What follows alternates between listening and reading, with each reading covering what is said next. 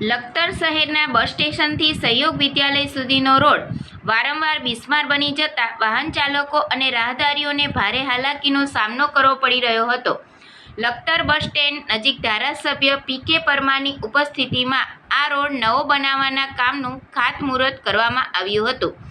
લખતર બસ સ્ટેન્ડથી સહયોગ વિદ્યાલય સુધીનો નવો આરસીસી રોડની અંદાજે ₹1.86 કરોડના ખર્ચે કામગીરી હાથ ધરવામાં આવશે.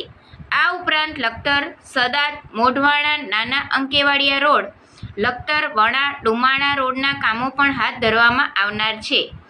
આ કાર્યક્રમમાં જિલ્લા ભાજપ મહામંત્રી જયેશભાઈ પટેલ, જિલ્લા પંચાયત ઉપપ્રમુખ જગદીશભાઈ મજેઠિયા, જિલ્લા પંચાયતના ICDS ચેરમેન ગુણવંતભાઈ વાઘેલા, તાલુકા પંચાયત પ્રમુખ વાસુદેવભાઈ પટેલ, તાલુકા ભાજપ પ્રમુખ D.K. ચવલિયા સહિત જિલ્લા અને તાલુકા ભાજપના આગેવાનો અને હોદ્દેદારો તેમજ મોટી સંખ્યામાં ગ્રામજનો ઉપસ્થિત રહ્યા હતા.